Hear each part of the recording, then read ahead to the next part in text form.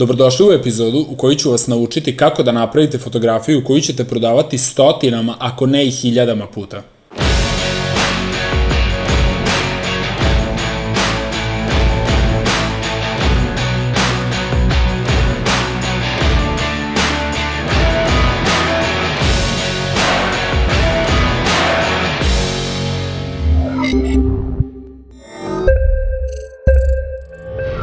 Mnogi od mojih najprodavanijih fotografija na stoku su upravo one gde se u kadru vide ruke koje drže neki mobilni telefon ili neki digitalni tablet i koje pretražuju nešto po internetu, prosto koriste te uređaje. Ove fotografije su izuzetno popularne iz razloga što u današnje vreme postoji veoma mnogo kompanija širom sveta koje proizvode razni softver, aplikacije ili neke druge sadržaje koje ljudi mogu da konzumiraju putem digitalnih tableta ili svojih mobilnih telefona. Da bi oglasili svoj proizvod ili izreklamirali neku uslugu koju nude, te kompanije dolaze na stok sajtove i kupuju ovakvu vrstu fotografija.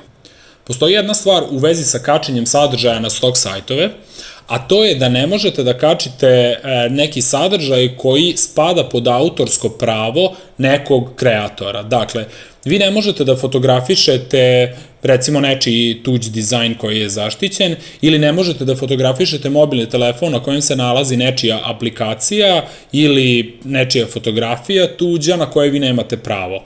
I zbog toga su fotografi i videosnimatelji često koristili mobilne telefone ili digitalne tablete na kojima je prazan ekran ili se nalazi recimo samo bela stranica. Toga sada na stoku ima već veoma mnogo. To je i dalje zgodno mnogima koji kupuju ovakvu vrstu fotografija, zato što mogu na te prazne ekrane da stave svoj sadržaj, ali opet postoje klijenti koji bi želeli da dobiju neki kao finalni proizvod, da na njemu postoji neki dizajn.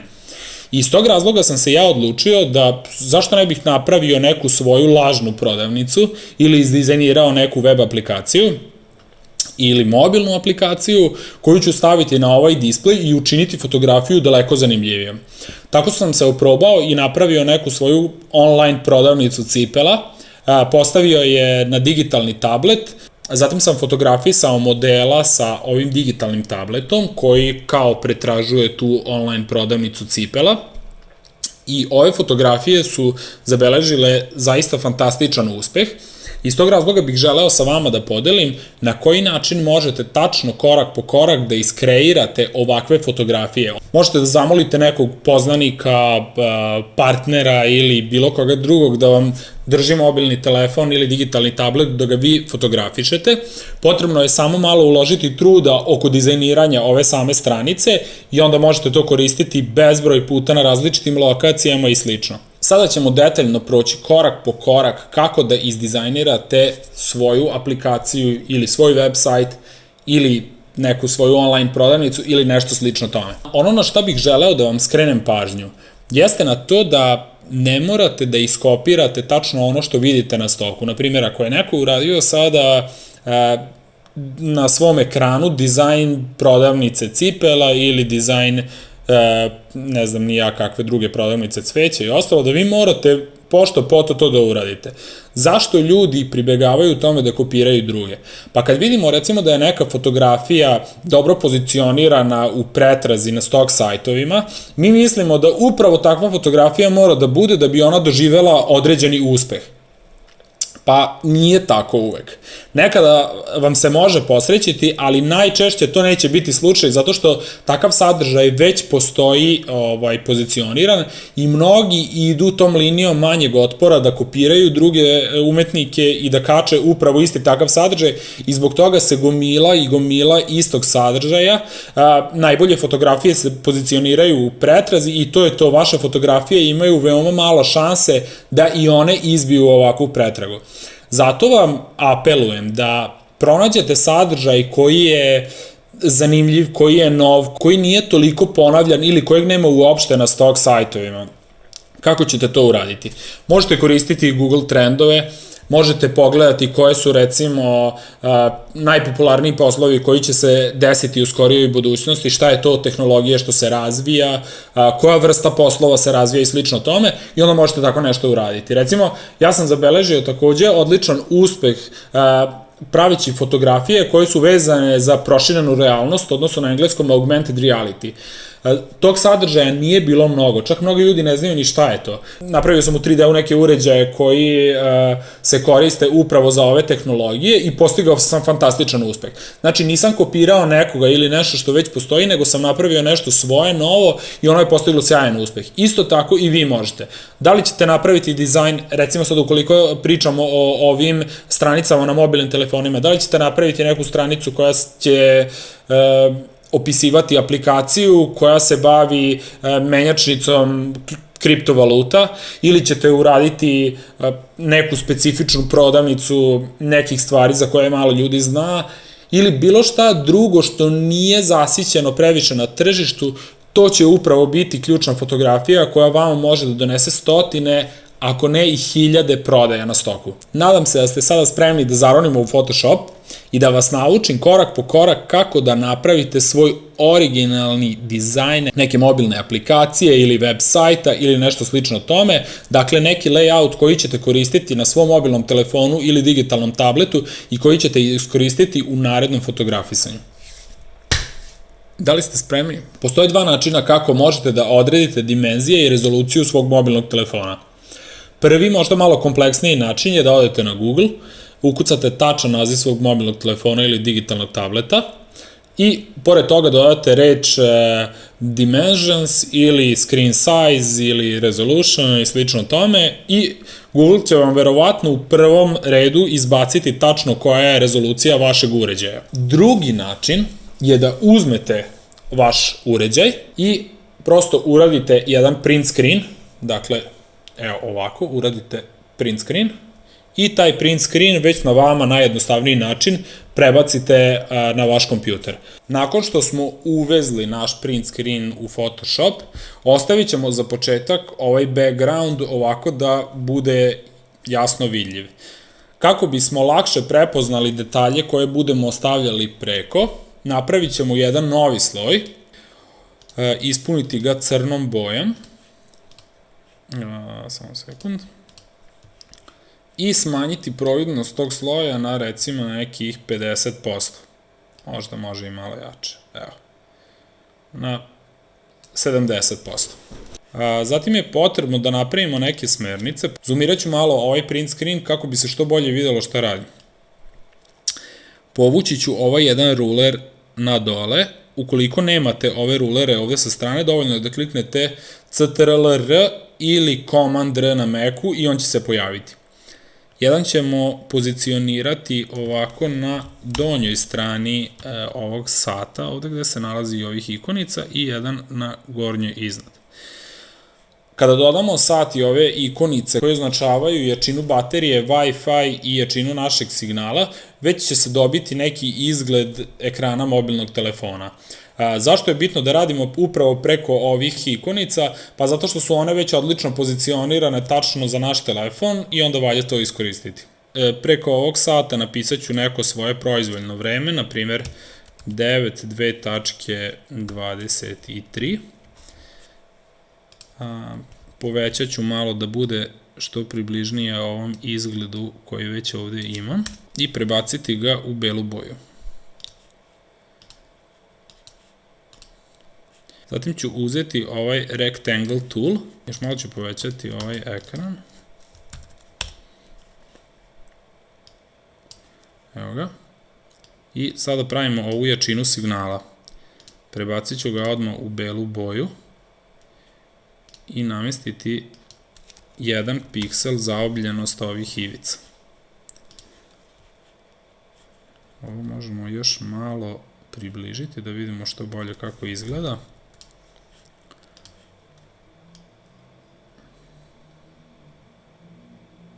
Samo sekund, ovde možemo i možda i 2 piksela staviti zaobljenost ovih ivica. Nakon što smo ovo uradili, možemo ovako stisnuti Alt i povući ovo sve u levo i potom smanjiti, kako se zove, držanjem Shift, smanjiti ovu drugu crticu. Tako isto da uradimo i sa trećom i sa četvrtom.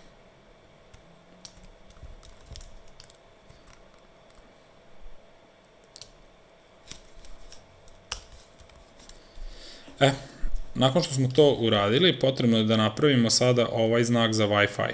To nam je najbolje da uradimo tako što ćemo otići na ovaj Custom Shape Tool i izabrati oblik koji se zove Bullseye. On se nalazi u ovom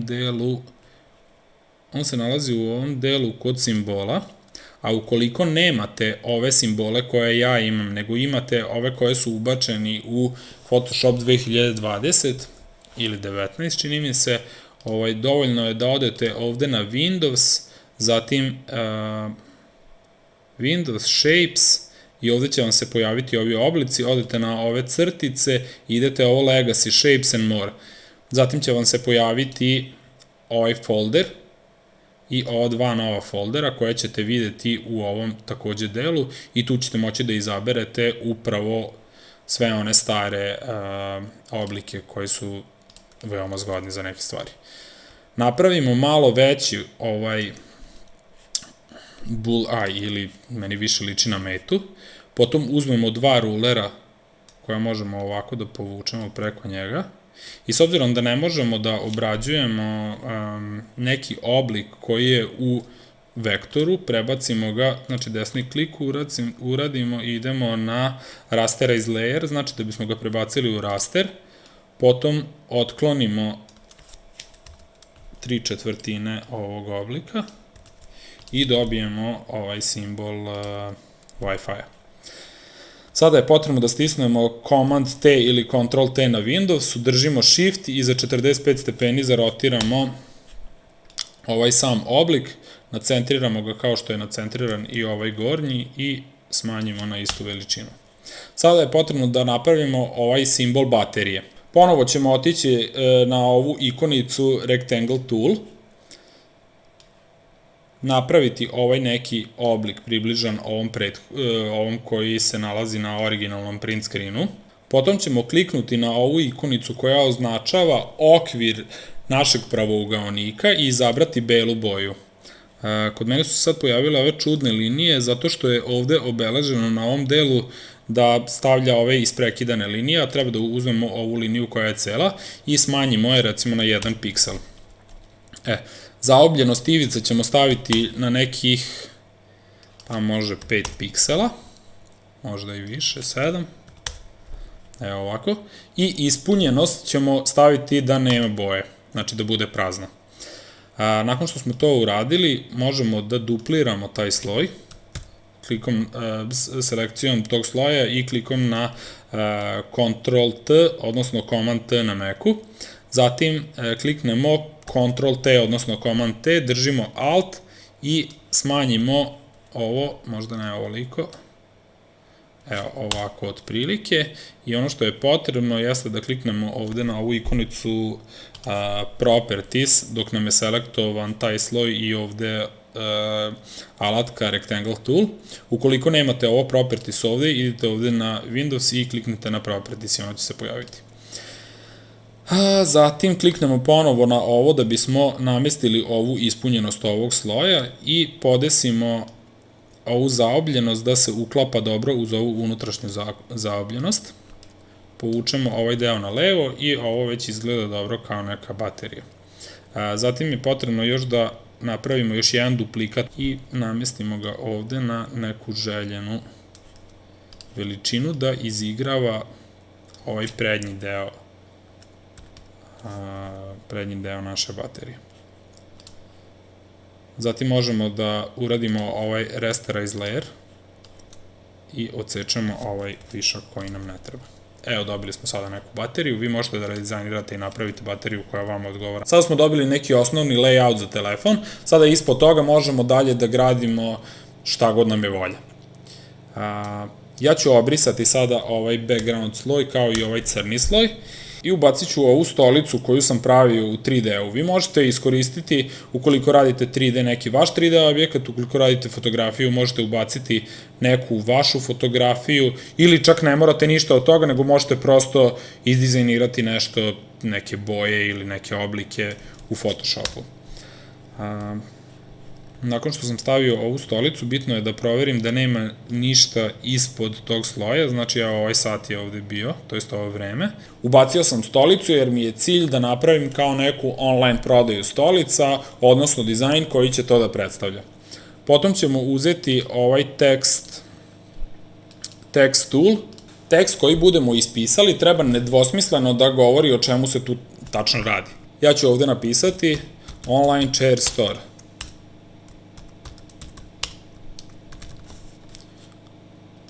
Podesit ću da veličina teksta bude ovako prilično velika, da bude čitljivo, s obzirom da će taj display biti manji. Potom ću duplirati ovaj tekst, da bih dopunio ovde još malo sa nekim detaljima. Recimo, ispod mogu da napišem sign up.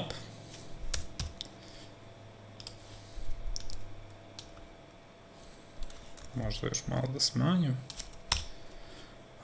Potom ću uzeti ovaj round and rectangle tool. Namestiti ga ovako ovde i smanjiti mu providnost na nekih, pa možda i 50%. A potom ću ga duplirati i to će predstavljati kao deo gde se upisuje email i password za registraciju na ovom sajtu. Iskoristit ću ovaj text sign up i duplirati ga ovde, ovako. Možda je predebeo za ovaj deo. Sad, što se tiče samog dizajna, vi možete da idete u bezbroj različitih pravaca. Ja ovo čisto nabacujem da bih vam pokazao koje su sve mogućnosti i da bi vam onako predočio šta se možda može uraditi. Zatim promenit ću ovu boju da bude malo tamnije, ovog teksta sign up. Ovako, prebacit ću ga samo da stoji iznad ovog, kako se zove, pravougonika, da bi se bolje video. I tu ćemo da ispišemo tekst email, a ovde ispod toga duplirat ćemo taj tekst i tu ću da napišem pas kao za password. Ovde dole mogu još da napišem, to jest mogu da stavim ovako jedan neki oblik da ispunimo malo još ovaj deo. Recimo neku strelicu. Evo ovako. Koja će da simulira na to da je stranica, evo ovako, koja može da pokazuje da je stranica aktivna i da može da se kao scrolla na dole, to daje onako neki dobar šmek, po mom mišljenju, i daje živost stranici.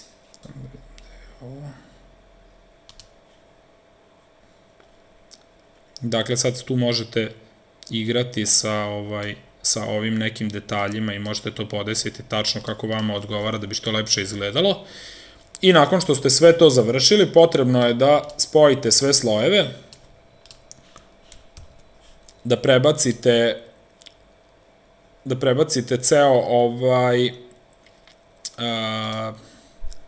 potrebno da prebacite ceo ovaj layout u sRGB kako bi bio vidljiv isto na svim displejima i sačuvate ga na desktop ili na neko vama željeno mesto.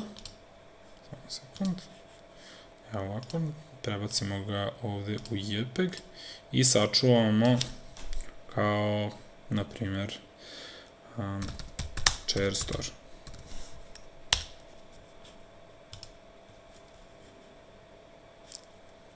Nakon toga možemo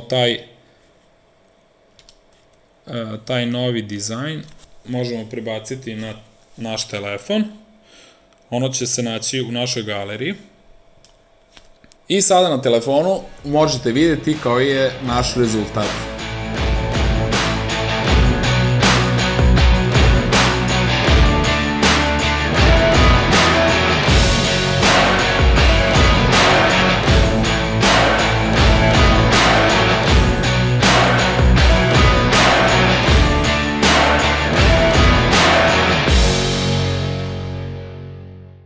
Istu ovu proceduru možete koristiti za pravljanje layouta za vaš tablet, možete koristiti bezbroj različitih dizajnova, možete ići u gomilu različitih kategorija, na gomilu različitih tema da pravite, igrajte se, istražite malo, istražite Google trendove, raspitajte se, to jest pretražite po internetu koje su trenutno aktuelne teme, koji su poslovi aktuelni, koji će poslovi biti aktuelni za godinu, 2, 3.